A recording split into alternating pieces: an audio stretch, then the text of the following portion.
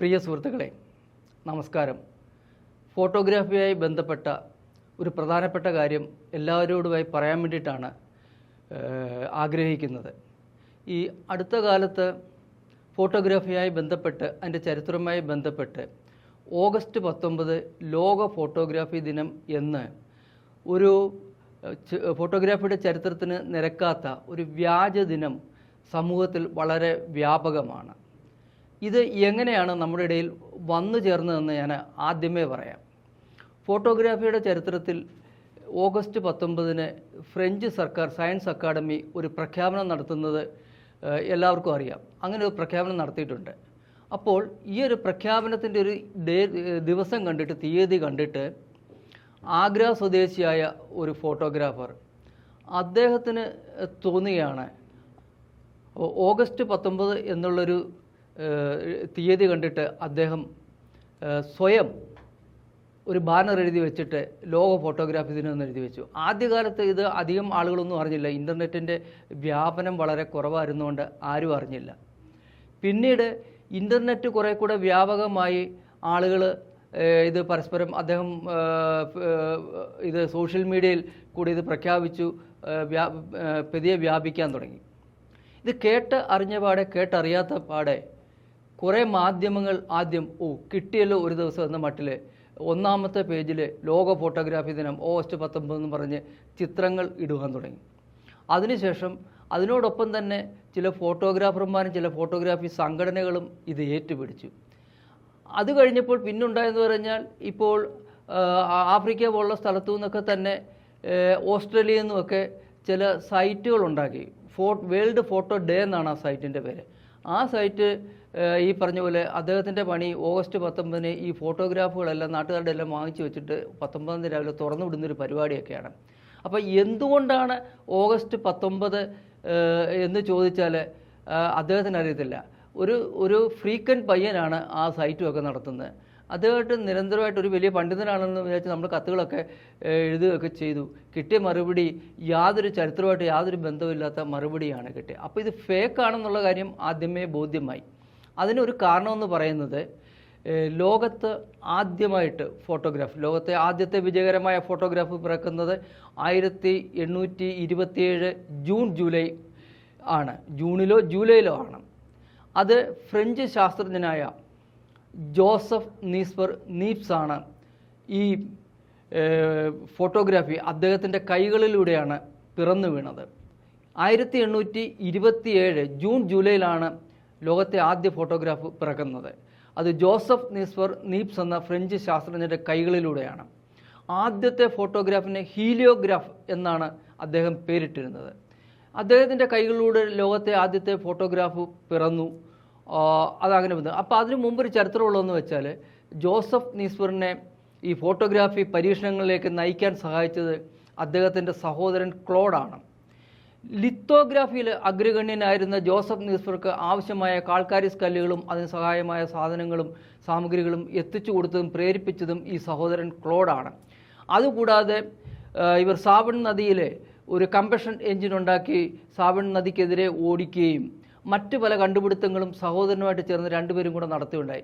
ഇതിൻ്റെ പേറ്റൻറ്റിൻ്റെ ആവശ്യത്തിന് വേണ്ടി സഹോദരൻ ലണ്ടനിലേക്ക് യാത്ര ചെയ്തു. സഹോദരൻ ലണ്ടനിലായിരുന്നു.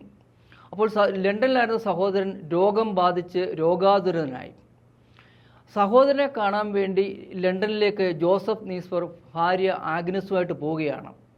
പോകുന്ന വഴിക്ക് ലോകത്തെ ആദ്യത്തെ ഫോട്ടോഗ്രാഫും അദ്ദേഹത്തിൻ്റെ ഹീലിയോഗ്രാഫി പ്രിൻ്റുകളും എല്ലാം കൂടെ പൊതിഞ്ഞു കെട്ടി ലണ്ടനിലേക്ക് യാത്രയായി അവിടെ ചെല്ലുന്നു.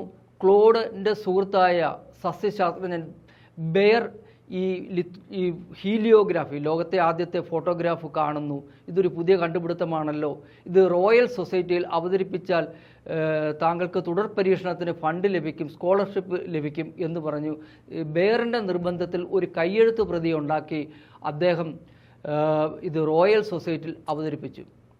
റോയൽ സൊസൈറ്റിയിൽ ലോകത്തെ ആദ്യത്തെ ഫോട്ടോഗ്രാഫ് അവതരിപ്പിച്ചെങ്കിലും അതിൻ്റെ രഹസ്യം വെളിപ്പെടുത്താൻ ഒന്നെങ്കിൽ ജോസഫ് നീസ്വറിന് കഴിഞ്ഞില്ല, അല്ലെങ്കിൽ അദ്ദേഹം അതിന് വെളിപ്പെടുത്താൻ തയ്യാറില്ല.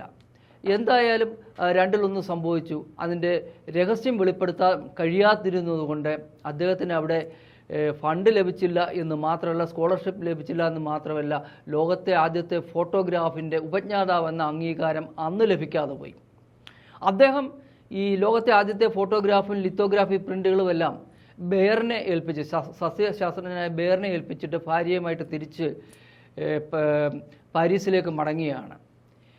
അങ്ങനെ ഇരിക്കെയാണ് ഈ ഫോട്ടോഗ്രാഫിയിൽ രണ്ടാമനായി ഒരാൾ എത്തുന്നുണ്ട്. 1827 ആദ്യത്തെ ഫോട്ടോഗ്രാഫ് പിറന്നു. അത് കഴിഞ്ഞിട്ട് 1829 ഡിസംബറിലാണ്. അതിനു മുമ്പ് 1828 ഫെബ്രുവരി 3 ലൂയിസ് ദാഗ്രെ എന്ന് പറയുന്ന രണ്ടാമനായിട്ട് വന്നിട്ടുള്ള ഡയോരമയുടെ ഉപജ്ഞാതാവ്, ഡയോരമ എന്ന് പറഞ്ഞ ഒരു സ്റ്റേജ് ഷോയാണ്, ഡയോരമയുടെ ഉപജ്ഞാതാവ് ജോസഫ് നിസ്ബറിൻ്റെ കണ്ടുപിടുത്തങ്ങളെല്ലാം കേട്ടറിഞ്ഞ് അദ്ദേഹത്തുമായിട്ട് പരീക്ഷണങ്ങളിൽ പങ്കാളിയാകാൻ ആഗ്രഹമുണ്ട് എന്ന് പറഞ്ഞ് വന്നിരുന്നു. കത്തെഴുതി. രണ്ടാമത്തെ കത്ത് 1829 സെപ്റ്റംബർ മാസത്തിലാണ് എഴുതുന്നത്. അത് കഴിഞ്ഞ് 1829 ഡിസംബർ 14-ാം തീയതിയാണ് ജോസഫ് നിസ്ബറും ദാഗ്രയും കൂടെ ഒരു പങ്കാളിത്ത കരാറിൽ ഒപ്പുവെക്കുന്നു. ജോസഫ് നിസ്ബർ ഫിസൈറ്റോ ടൈപ്പ് എന്ന് പറയുന്ന ഒരു ഫോട്ടോഗ്രാഫി പ്രോസസ്സ് കൂടെ കണ്ടുപിടിച്ചു. ആ കണ്ടുപിടുത്തത്തിൻ്റെ പുരോഗതിക്ക് വേണ്ടിയായിരുന്നു ഇവർ രണ്ടുപേരുടെ പങ്കാളിത്ത കരാറിലേക്ക് വന്നത്. അപ്പോൾ അങ്ങനെ പങ്കാളിത്ത കരാർ തുടങ്ങിയും പാരീസിൽ നിന്നും ഇടയ്ക്കിടയ്ക്ക് ജോസഫ് നിസ്ബറിൻ്റെ പരീക്ഷണശാലയിലേക്ക് എത്തി ലൂയിസ് ദാഗർ പരീക്ഷണം നടത്തുകയും ചെയ്തിരുന്നു. അങ്ങനെയാണ് തുടർന്നു പോകേണ്ടത്. അങ്ങനെ പരീക്ഷണം നടത്തിക്കൊണ്ടിരിക്കെ 1833 ജൂലൈ 5 പക്ഷാഘാതം പിടിപെട്ട് ജോസഫ് നിസ്ബർ മരണത്തിൻ്റെ ഫ്രെയിമിൽ പ്രവേശിച്ചു. അദ്ദേഹം ജീവിതകാലം മുഴുവൻ കഷ്ടപ്പെട്ട് പരീക്ഷണങ്ങൾ നടത്തി ലോകത്തെ ആദ്യത്തെ ഫോട്ടോഗ്രാഫ് ലോകത്തിനായി സമ്മാനിച്ചെങ്കിലും ജീവിച്ചിരിക്കുമ്പോൾ അദ്ദേഹത്തിന് അംഗീകാരം നേടുന്നതിന് കഴിഞ്ഞില്ല.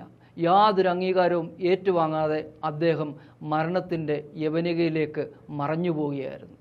നിർഭാഗ്യകരമായ ഒരു അവസ്ഥയാണ്. അത് കഴിഞ്ഞ് ഇവരുടെ ഒരു പങ്കാളിത്ത കരാർ, ഒരു 10 വർഷത്തെ പങ്കാളിത്ത കരാറായിരുന്നു. കരാർ നിലനിൽക്കുന്നതുകൊണ്ട് ജോസഫ് നിസ്ബറിൻ്റെ മകൻ ഇസിദോർ ലൂയിസ് ദാഗറുമായിട്ട് ചേർന്ന പങ്കാളിത്ത കരാറുമായിട്ട് മുന്നോട്ട് പോയി. ജോസഫ് നിസ്ബറിൻ്റെ മകൻ ചിത്രകാരനായിരുന്നെങ്കിലും പിതാവിനെ പോലെ അത്ര പ്രഗത്ഭനായിരുന്നില്ല. പരീക്ഷണങ്ങളൊന്നും വലിയ താല്പര്യം കാണിച്ചില്ല, താല്പര്യം കുറഞ്ഞു. അപ്പോൾ ഈ അവസരം ലൂയിസ് ദാഗർ മുതലെടുത്തു എന്നാണ് ചരിത്രകാരന്മാർ രേഖപ്പെടുത്തിയിട്ടുള്ളത്. മറ്റൊരു കാര്യം കൂടെ, രസതന്ത്രത്തിൽ വലിയ പരിജ്ഞാനമില്ലാത്ത ലൂയിസ് ദാഗർ പിന്നീടുള്ള പരീക്ഷണങ്ങൾ നടത്തിയത് എൻകറേജ്മെൻറ്റ് ഓഫ് സയൻസ് എന്ന സയൻസ് അക്കാഡമിയുടെ പ്രസിഡന്റ് ഡ്യൂമാസിനെ സമീപിച്ച് ഡ്യൂമാസിനെ കൊണ്ടാണ് ബാക്കി പരീക്ഷണങ്ങൾ നടത്തിച്ചെന്നും ചരിത്രത്തിൽ പറയുന്നുണ്ട്. അപ്പോൾ ഇങ്ങനെ പരീക്ഷണങ്ങൾ നടത്തി ജോസഫ് നിസ്ബർ ആദ്യം ഫോട്ടോ എടുക്കാൻ 8 മണിക്കൂർ എടുത്തിരുന്നെങ്കിൽ പിന്നീടുള്ള ജോസഫ് നിസ്ബറിൻ്റെ സാങ്കേതിക വിദ്യകളൊക്കെ ആർജിച്ച് വന്ന് ലൂയിസ് ദാഗർ പരീക്ഷണം നടത്തി ഒരു 30 മിനിറ്റ് കൊണ്ട് ഒരു ചിത്രം എടുക്കാവുന്ന സ്ഥിതി വന്നു. പക്ഷേ അതിന് ന്യൂനത എന്ന് ആദ്യം പറയുന്നെങ്കിലും ഒരു ചിത്രം എടുത്താൽ ആ ചിത്രം മാത്രമേ ഉള്ളൂ, അതിന് കോപ്പി എടുക്കാൻ കഴിയത്തില്ല എന്നൊരു ന്യൂനത മാത്രമേ ഉള്ളൂ. എങ്കിലും 30 മിനിറ്റ് കൊണ്ട് ഫോട്ടോ എടുക്കാവുന്ന തരത്തിലേക്ക് പരീക്ഷണം എത്തി. അപ്പം ഇതിനെ അപ്പം ഇത്രയും കാലമുള്ള പരീക്ഷണം മുഴുവൻ ലൂയിസ് ദാഗർ തൻ്റെ സ്വന്തം പേരിലേക്ക് മാറ്റായിരുന്നു. ദാഗുരെ ടൈപ്പ് എന്ന പേരിൽ ഫോട്ടോഗ്രാഫി പ്രോസസ്സ് വന്നു. ഈ ദാഗുരെ ടൈപ്പ് പ്രോസസ്സിൻ്റെ ഒരു പ്രഖ്യാപനമാണ് 19 നടന്നത്. ഇനിയും 1839 ഓഗസ്റ്റ് 19-ാം തീയതി തിങ്കളാഴ്ച രാവിലെ പാരീസിൽ നടന്ന സംഭവം എന്താണെന്ന് വെച്ചാൽ, നമ്മൾ പറഞ്ഞു ദാഗുരെ ടൈപ്പ് ഉണ്ടായി. അദ്ദേഹം അതിൻ്റെ പരീക്ഷണത്തിന് വേണ്ടി പത്രപരസ്യം കൊടുത്തു, സ്പോൺസർഷിപ്പിനെ ആവശ്യപ്പെട്ടു. ഫ്രഞ്ച് സയൻസ് അക്കാഡമിയുടെ പ്രസിഡന്റ് ഫ്രാങ്കോയിസ് അരാഗോ, അദ്ദേഹത്തെ പറയുന്നത് കൗശലക്കാരനായ രാഷ്ട്രീയക്കാരൻ എന്നാണ് പറയുന്നത്. ആ രാഷ്ട്രീയക്കാരനെ സമീപിച്ചു. അദ്ദേഹം ഇത് കണ്ടപ്പോൾ കൊള്ളാം, ഒരു പുതിയ കണ്ടുപിടുത്തമാണ്, ഏറ്റെടുത്തേക്കാം എന്നുള്ള രീതിയിൽ സമ്മതിച്ചിട്ട് ഫ്രഞ്ച് സർക്കാരിനെ കൊണ്ട് ഇത് ഏറ്റെടുപ്പിക്കുന്നത്. അതിൻ്റെ പിന്നിൽ കുറേ കഥകളുണ്ട്, അത് വലിയ ചരിത്രമാണ്. അപ്പോൾ അന്ന് 1839 ഓഗസ്റ്റ് 19 തിങ്കളാഴ്ച രാവിലെ 3 പ്രോസസ്സുകളുടെ ഫോട്ടോഗ്രാഫി പ്രോസസ്സുകളുടെ പ്രഖ്യാപനം നടത്താം എന്ന് പറഞ്ഞാണ് ആരംഭിച്ചത്. ജോസഫ് നിസ്ബറിൻ്റെ ലോകത്തെ ആദ്യത്തെ ഫോട്ടോഗ്രാഫായ ഹീലിയോഗ്രാഫിൻ്റെ പ്രഖ്യാപനവും ജോസഫ് നിസ്ബറിൻ്റെ രണ്ടാമത്തെ കണ്ടുപിടുത്ത ഫിസൗട്ട് ടൈപ്പിൻ്റെ പ്രഖ്യാപനവും നടത്താനായിരുന്നു. മൂന്നാമത് ലൂയിസ് ദാഗറിൻ്റെ ദാഗുരെ ടൈപ്പും. അവസാനം ഫ്രഞ്ച് സയൻസ് അക്കാഡമിയുടെ പ്രസിഡന്റ് ഫ്രാങ്കോയിസ് അരാഗോ ഈ കാര്യങ്ങൾ അവതരിപ്പിച്ചപ്പോൾ ജോസഫ് നീസ്പറിൻ്റെ 2 കണ്ടുപിടുത്തങ്ങളെപ്പറ്റി ചുരുക്കമായി ഒന്ന് പരാമർശിച്ച് മാത്രമാണ് പോയത്. തന്നെയുമല്ല, ജോസഫ് നീസ്പറിൻ്റെ പേര് ആ വേദിയിൽ ഉച്ചരിക്കുക പോലും ചെയ്തില്ല എന്നുള്ളതാണ്. അത് കഴിഞ്ഞിട്ട് ദാഗുരെ ടൈപ്പ് ഒരു വാണിജ്യ തലത്തിലേക്ക് മാറും എന്ന് കണ്ട ദാഗുരെയുടെ നേതൃത്വത്തിൽ തന്നെ, അരോഗയുടെ നേതൃത്വത്തിൽ ദാഗുരെ ടൈപ്പ് അന്ന് 19 പ്രഖ്യാപിച്ചു. അത് ഈ പറഞ്ഞ പോലെ ലോകത്തിന് നൽകുന്നു എന്ന രീതിയിൽ ഉള്ളൊരു പ്രഖ്യാപനം ഉണ്ടായി. പക്ഷെ മറ്റൊരു കാര്യം ചരിത്രത്തിൽ പറയുന്നത്, ഓഗസ്റ്റ് 14-ാം തീയതി മൈൽസ് ബെറി എന്ന് പറയുന്നൊരു പേറ്റൻറ്റ് ഏജൻറ്റ് മുഖേന ദാഗുരെ ടൈപ്പ് ബ്രിട്ടനിൽ കൊണ്ടുപോയി പേറ്റൻറ്റ് എടുത്തിരുന്നു എന്ന് പറയുന്നു. അപ്പോൾ ഈ സംഭവങ്ങളെല്ലാം ചേർത്ത് ഫോട്ടോഗ്രാഫിയുടെ ചരിത്രം ആദ്യം എഴുതിയത് ലേഡി എലിസബത്ത് ഈസ്റ്റിലേക്കാണ്. 1857 ഏപ്രിലാണ് ഫോട്ടോഗ്രാഫിയുടെ ചരിത്രം എഴുതുന്നത്. ഓഗസ്റ്റ് 19 നടന്ന ഈ സംഭവങ്ങളെല്ലാം ചേർത്ത് ലേഡി എലിസബത്ത് ഈസ്റ്റിലേക്ക് കൊടിയ വഞ്ചന, കുടിലതന്ത്രം, ചതി എന്നൊക്കെയാണ് പറഞ്ഞത്. അപ്പോൾ ഈ കൊടിയ വഞ്ചന നടന്ന് ഒരു ജീവിതകാലം മുഴുവൻ ഫോട്ടോഗ്രാഫിക്ക് വേണ്ടി ജീവൻ ഉഴിഞ്ഞു വെച്ച ജോസഫ് നീസ്പറിൻ്റെ കണ്ടുപിടുത്തങ്ങളെ ത്യജിച്ചുകൊണ്ട്, വിസ്മരിച്ചുകൊണ്ട് വെറും 6-7 വർഷം മാത്രം ഫോട്ടോഗ്രാഫിയിൽ വന്നിട്ടുള്ള ഒരു ദാഗുരെ ടൈപ്പ് പ്രോസസ്സിന് ലോകമൊന്നും തള്ളിക്കളയുന്നില്ല. അതാണ് ആദ്യത്തെ പ്രാക്ടിക്കൽ പ്രോസസ്സ്. അത് വളരെ ജനകീയമായിരുന്നു. പിന്നെ കൊളോഡിയൻ പ്രോസസ്സ് വന്നപ്പോൾ ദാഗുരെ പ്രോസസ്സ് ഭൂമിയിൽ നിന്ന് തന്നെ ഔട്ടായിപ്പോയി എന്നേ ഉള്ളൂ. എന്നാലും അത് ഫോട്ടോഗ്രാഫിയുടെ ഒരു വലിയ നാഴികക്കല്ല് തന്നെയാണ്. പക്ഷേ ഇത് ഒരു ഔദ്യോഗിക സംഘടനയുടെയും അല്ലെങ്കിൽ ഐക്യരാഷ്ട്രസഭയുടെ, യുനെസ്കോയുടെ യാതൊന്നും, അല്ലെങ്കിൽ ഒരു രാജ്യത്തിൻ്റെയോ ഒരു പിന്തുണയുമില്ലാതെ ഒരു വ്യക്തി ഇതിങ്ങനെ പ്രഖ്യാപിച്ചത് ചരിത്രത്തിന് നിരക്കുന്നതല്ല.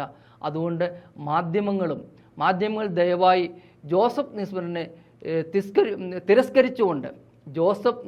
തിരസ്കരിച്ചുകൊണ്ട് ഇത്തരം ഒരു ലോക ഫോട്ടോഗ്രാഫി ദിനമായി മുന്നോട്ട് പോകുന്നതിൽ നിന്ന് മാധ്യമങ്ങൾ പിന്മാറണം, ഫോട്ടോഗ്രാഫർമാർ പിന്മാറണം. ഇത് ഫോട്ടോഗ്രാഫിയുടെ ചരിത്രത്തിന് നിരക്കുന്നതല്ല എന്ന് ഓർപ്പിച്ചുകൊണ്ട് ഞാൻ നിർത്തുന്നു. നന്ദി.